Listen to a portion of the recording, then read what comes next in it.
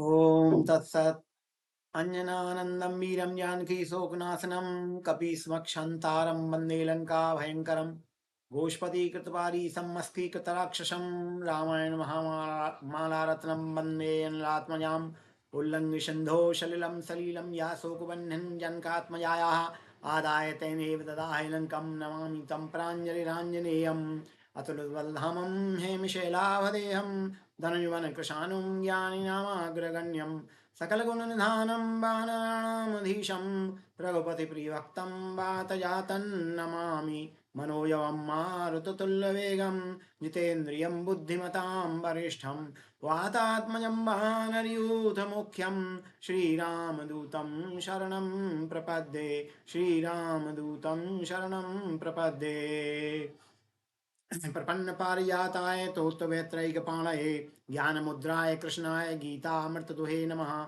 नारायणं नमस्कृत्य नरं चैव नरोत्तमं देवीं सरस्वतीं व्यासं ततो जयमुदीरयेत्। ओम तत्सत्। पंचम अध्याय प्रारंभ करते हैं। पंचम अध्याय के गीता विमर्श में आज अर्जुन प्रश्न करते हैं भगवान से, संन्यासा कर्मणां कृष्ण पुनर्योगं च संशसि यच्छ्रेयैतयोरेकं तन्मे ब्रूहि सुनिश्चितम्। अर्जुन पूछते हैं भगवान से कि प्रभु, आप कभी तो कहते हैं संन्यास करो, सब कर्मों को छोड़ दो। सन्यासी तो निरग्नि होता है, भीख मांग के खाता है, कुछ भी कर्म करना उन सन्यासी के लिए अनिवार्य नहीं होता। तो कभी तो आप कर्म संन्यास की बात करते हैं, कभी पुनर्योगम च संशसि, कभी कर्मयोग की बात करते हैं। दोनों की अनुशंसा कर रहे हैं, पुनर्योगम च संशयी, दोनों की अनुशंसा कर रहे हैं, ये भी। तो ये तो मेरी समझ में नहीं आया। मुझसे तो आप यच्छ्रेयस्यान्निश्चितं ब्रूहि तन्मे यश्रेयेतयोरेकं तन्मे ब्रूहि सुनिश्चितम्। जो एक श्रेयस्कर हो, उन दोनों में से एक जो श्रेयस्कर हो, उस श्रेयस्कर बात को प्रभु मेरे लिए सुनिश्चित करके कहिए कि यह तुम्हारे लिए करना योग्य है। उस एक बात को मैं मान पाऊंगा। और दो दो पे एक साथ, दो नाव पे कैसे चला जाएगा? दो नाव पे तो एक साथ चला नहीं जाएगा, डूब जाएगा। एक नाव पे मैं खड़ा हो सकता हूँ बस। तो अब भगवान बोले, संन्यास कर्मयोगश्च निःश्रेयस्करावुभौ तयोस्तु कर्म संन्यासात् कर्मयोगो विशिष्यते।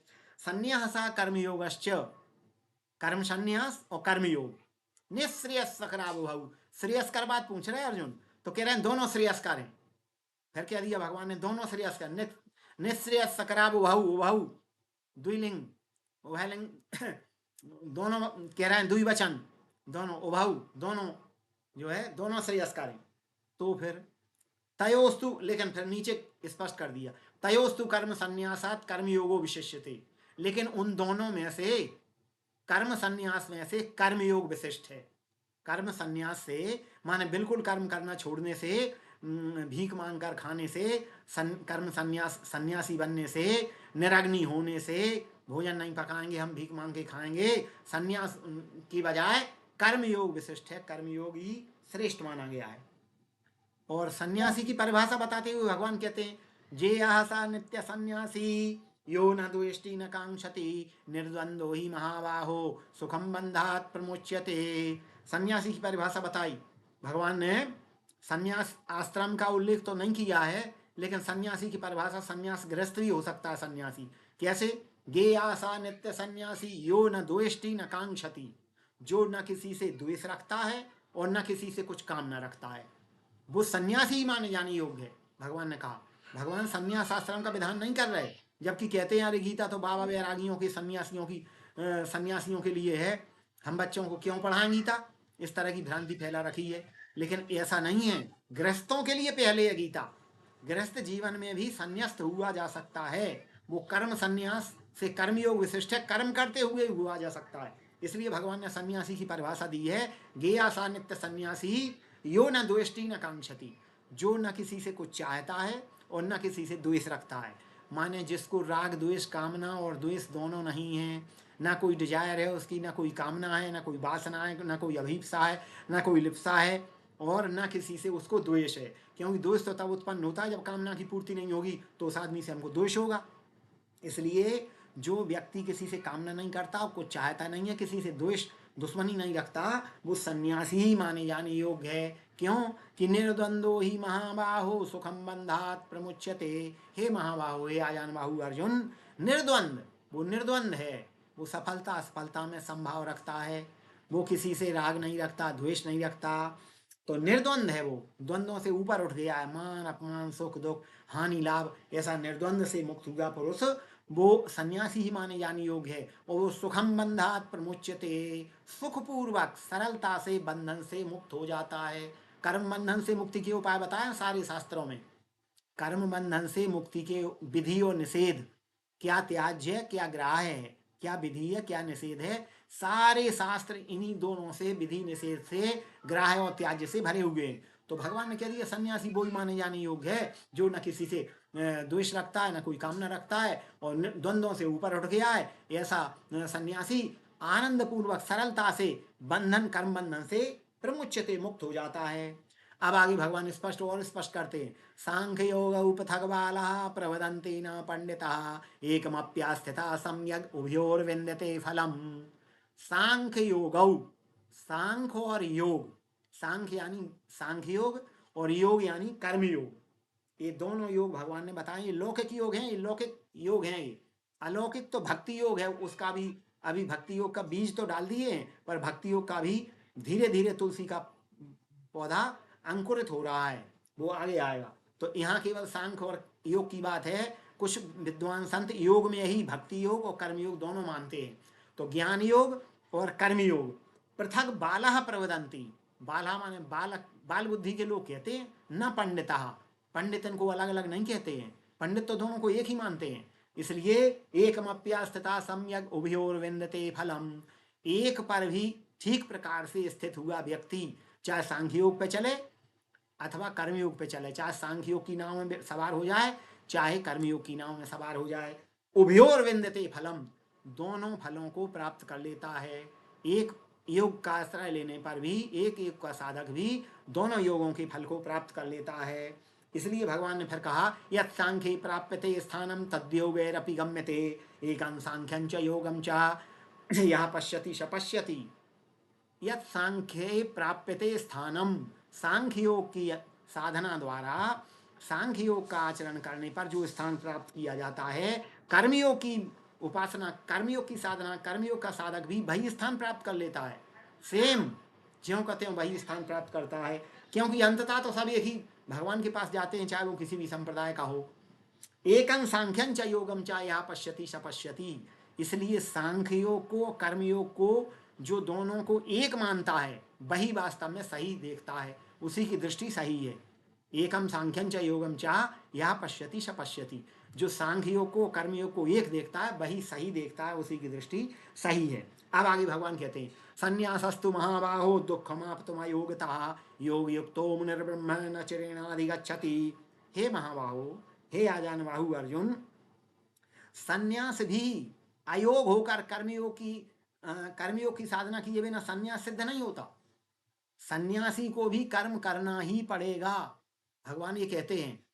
ये नहीं कि सन्यासी निरग्नि है, भीख मांग के खा लेगा तो बैठा रहेगा तो अकर्मण्य कहलाएगा, वो फिर सन्यासी कहलाएगा ही नहीं।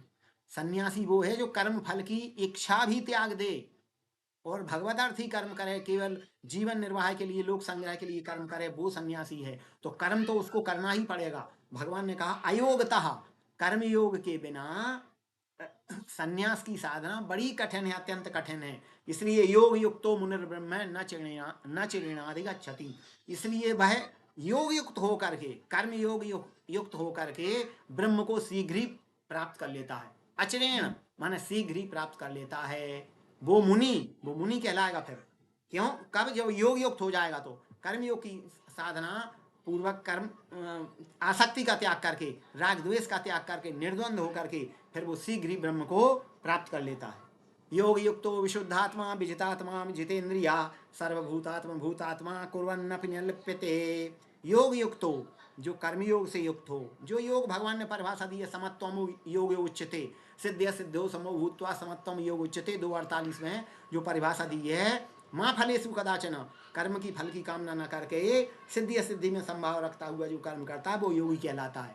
ऐसा योग युक्त मनुष्य विशुद्धात्मा, जिसका अंतःकरण शुद्ध हो गया है, आत्मा तो शुद्ध होती है हमेशा, मन हो जाता है मलिन, तो जिसका अंतःकरण मन बुद्धि चित्त अहंकार विशुद्धात्मा शुद्ध हो गया है, और विजितात्मा जिसने आत्मनियंत्रण कर लिया है, मन पर नियंत्रण, आत्मा का अर्थ यहाँ मन है, विजित आत्मा जिसने, आत्मा तो अविनाशी है, वो तो विशिष्ट तत्व है, लेकिन मन को जिसने जीत लिया, जितेंद्रियां और इंद्रियों को भी जिसने नियंत्रण में कर लिया है, ऐसा सर्वभूतात्मा भूतात्मा, सर्व प्राणियों की आत्मा अपनी आत्मा के समान समझने वाला और अपनी आत्मा समस्त प्राणियों में जानने देखने वाला, कुर्वन् नपि न लिप्यते, करता हुआ भी बंधता नहीं है, करता हुआ भी निर्लिप्त रहता है। न लिप्यते माने निर्लिप्त रहता है, वो लिप्त नहीं होता करके भी। और नए अब ज्ञान योग का बता रहे हैं, ज्ञान योग कर्मयोग बता दिया, अब ज्ञान योग बता रहे हैं भगवान। नैव किंचित करोमीति युक्तो मन्येत तत्त्ववेत्, मैं कुछ भी नहीं करता हूँ, उस योग युक्त मनुष्य, युक्तो मन्येत तत्त्ववित्, तत्त्ववित् तत्त्ववेत्ता मनुष्य ये समझे, क्या समझे, पश्यन् श्रवणन् स्पर्शन जिघ्रन् नशनन् गच्छन् स्वपन् श्वसन् प्रलुपन् विसृजन् ग्रहणन् नुन्निमिषन् निमिषन्नपि इंद्रियाणि इंद्रियार्थेषु वर्तन्ते इति धारयन्। भगवान कहते हैं वो देखता हुआ भी, श्रवण करता हुआ भी, स्पर्श करता हुआ भी, सूंघता हुआ भी, चलता हुआ भी, और आँखों को मूंदता और बंद करता हुआ भी, श्वसन क्रिया करता हुआ भी, नाना प्रकार की क्रियाएं करता हुआ, प्रलपन, प्रलपन मान प्रलाप करता हुआ, विसर्जन छोड़ता हुआ, ग्रहणन ग्रहण करता हुआ, निमिषन निमिषन अपि प्रत्येक क्षण मात्र में ये सारी क्रियाएं करता हुआ, इंद्रियाणि इंद्रियार्थेषु वर्तन्ते इति धारयन्, कि तत्त इंद्रियां उन उन विषयों में बरत रही हैं, मैं कुछ नहीं करता, मैं तो दृष्टा हूँ, मैं तो आत्मा बन के दृष्टा हूँ, मैं कुछ नहीं करता, ऐसा मान करके इंद्रियां इंद्रियों के अर्थों में ही बरत रही हैं, ऐसा माने, ये ज्ञान योगी के लक्षण है। और ब्रह्मण्याधाय कर्माणि संगं त्यक्त्वा करोति या लिप्यते न स पापेन पद्म पत्र मिवाम्भसा, ब्रह्म पे आधारित करके भगवदार्थ कर्म करे और आसक्ति रहित होकर कर्म करे तो वो पाप से उसी प्रकार लिप्त नहीं होता, जिस प्रकार से कि जल में खिला हुआ कमल, उसके ऊपर कितना भी पानी छिड़क दो, वे पानी की बूंदें छिटक जाती हैं इधर उधर, लेकिन उन पत्तियों को, कमल के पत्र को गीला नहीं कर सकती, प्रभावित नहीं कर सकती। इसी प्रकार कमल के पत्रवत, कमल के पत्र का उदाहरण दिया भगवान ने कि कमल पद्म पत्र में वामसा, पद्म पत्रम एव माने समान, अम्बसा माने जल में, जल में जैसे कमल पत्र में बूंदें, उसको या तेल भी कुछ भी डाल दो गीला नहीं कर सकती हैं, इसी प्रकार से ब्रह्म के आधारित भगवत जो आसक्ति रहित होकर जो कर्म करते हैं उनको पाप से वो लिप्त नहीं होते हैं। और पद्म पत्र में वहाँ मसा उदाहरण दे दिया है, जैसे कमल का पत्ता गीला नहीं होता, ऐसे ही पाप से वो व्यक्ति लिप्त नहीं हो पाते। ये श्लोक गर्ग संहिता में भी ये 5 श्लोक ज्यों के त्यों आए हैं। गीता महर्षि गर्ग की गर्ग संहिता बाद में लिखी गई, गीता पहले लिखी गई, तो गीता से ये श्लोक महर्षि गर्ग ने ले लिए। गर्ग संहिता में ये 5 श्लोक ज्यों के त्यों आए हैं, ब्रह्मण्याधाय कर्माणि से लेकर के आगे 5वें श्लोक तक। तो वो कमल के पत्र गीला नहीं होता। कायेन मनसा बुद्ध्या केवलैरिन्द्रियैरपि योगिनः कर्म कुर्वन्ति संगं त्यक्त्वा आत्मशुद्धये। कायेन मनसा बुद्ध्या, अब 3 केवलैरिन्द्रियैरपि, मनुष्य कितने प्रकार से कर्म करता है, शरीर से यानी इंद्रियों से, बुद्धि से माने बुद्धि से, और मन से और वाणी से, सभी प्रकार से कर्म करता है मनुष्य। तो कायेन माने शरीर के द्वारा, मनसा माने मन से, बुद्धिया माने बुद्धि से, और अथवा केवल इंद्रियों से, अथवा केवल उसका मन नहीं है और इंद्रियां इंद्रियों के अर्थों में चल रही हैं, तो ऐसा केवल इंद्रियों से भी कर्म करता है। ऐसे योगी जो इस तरह का ऊपर ज्ञान योगी बताया है वो कर्म करते रहते हैं, केवल आत्म अंतःकरण की शुद्धि के लिए कर्म करते हैं, वो अपने स्वार्थ के लिए कोई कर्म नहीं करते। आत्म शुद्ध है, अंतःकरण की शुद्धि मात्र के लिए वो कर्म करते हैं।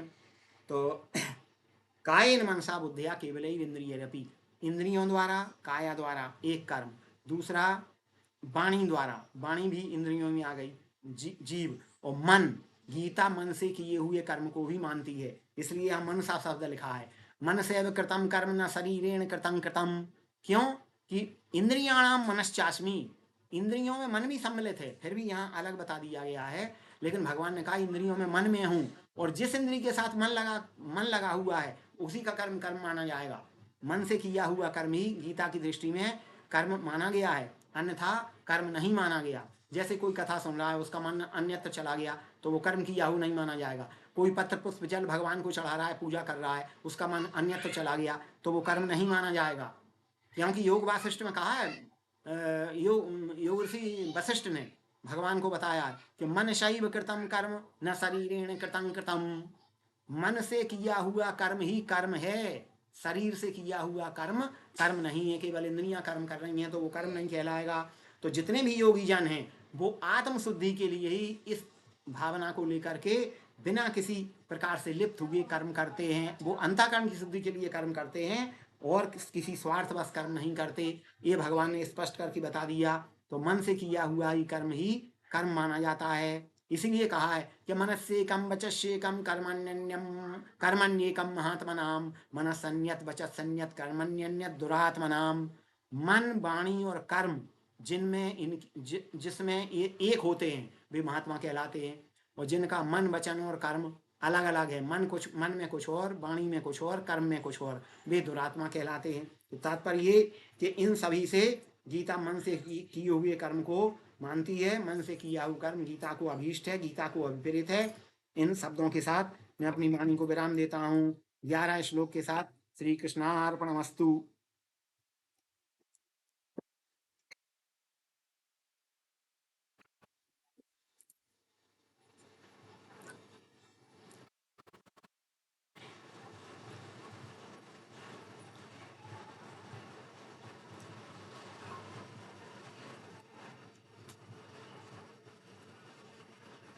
बंद कर दिए।